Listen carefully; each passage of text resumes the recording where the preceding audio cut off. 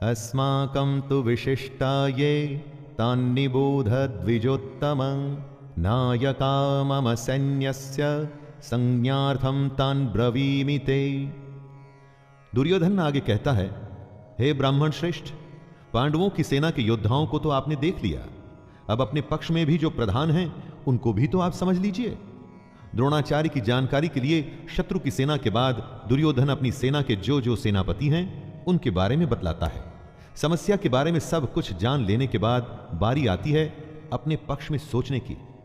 यह जानना होता है दोस्तों कि आपके पास क्या क्या स्ट्रांग पॉइंट्स हैं, आप किन बातों में मजबूत हैं जिससे आप उस समस्या पर विजय पा पाएंगे। जैसे आपने समस्या के हर पहलू के बारे में सोचा, उसी तरह से आपको स्वयं का भी आकलन कर लेना चाहिए।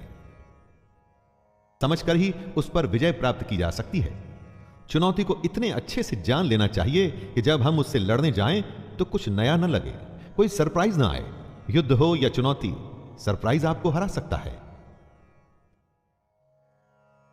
अन्ये च बहवः शूरा मदर्थे त्यक्त जीविताः नाना शस्त्र प्रहरणः सर्वे युद्ध विशारदाः।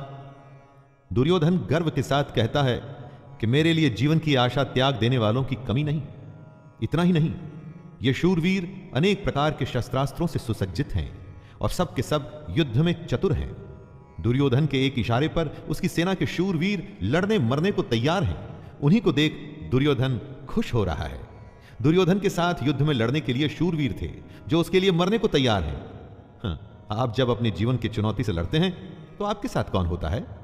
आपके साथ होता है आपका हुनर, आपकी हिम्मत, आपकी मेहनत, आपके संगी और आपके अपने रिश्तेदार। जैसे शूरवीर दुर्योधन के लिए कुछ भी करने को तैयार हैं, वैसे ही ये आपके साथी भी आपके लिए कुछ भी कर सकते हैं। अपर्याप्तं तदस्माकं बलं भीष्माभिरक्षितं पर्याप्तं त्विदमेतेषां बलं भीमाभिरक्षितं। दुर्योधन आगे कहता है कि भीष्म पितामह द्वारा रक्षित उनकी सेना सब प्रकार से अजेय है और वहीं शत्रु की सेना भीम द्वारा रक्षित है। दुर्योधन कहना चाहते हैं कि भीम की सेना को वो आसानी से जीत सकते हैं। दुर्योधन यहां घमंड दिखा रहा है, जो आपको बिल्कुल भी नहीं करना है दोस्तों, कभी नहीं। क्योंकि अगर दुर्योधन जानता कि वो दूसरी सेना को हरा देगा तो फिर युद्ध ही क्यों करता? युद्ध को जीतने के लिए दूसरे को हराना पड़ता है। अगर चुनौती या समस्या को देखकर हमें लगता है कि हम जीत जाएंगे तो विश्वास या आत्मविश्वास तो हो सकता है, लेकिन घमंड नहीं। क्योंकि अगर घमंड हुआ तो वो आपके हारने की शुरुआत है। अयनेषु च सर्वेषु यथा भागमवस्थितः भीष्ममेवाभिरक्षन्तु भवन्तः सर्व एव हि। दोनों सेनाओं के इस तरह के वर्णन से दुर्योधन अपनी इस बात पर पहुंचना चाहता था, और वो ये कि हर किसी को अपने अपने मोर्चों पर अपनी अपनी जगह स्थित रहते हुए निस्संदेह भीष्म पितामह की रक्षा करनी है। कहने का मतलब, आप होने वाले युद्ध में सबसे अधिक उसकी रक्षा करते हैं जो आपके लिए युद्ध के लिए सबसे अधिक आवश्यक हो। जैसे कि दुर्योधन और उसकी सेना के लिए भीष्म पितामह हैं।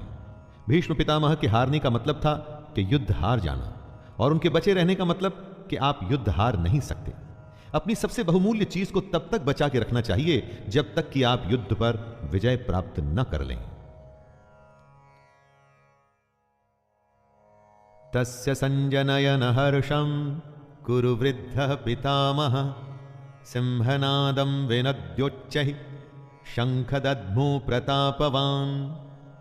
शंख उद्घोषणा होती है होने वाले युद्ध की।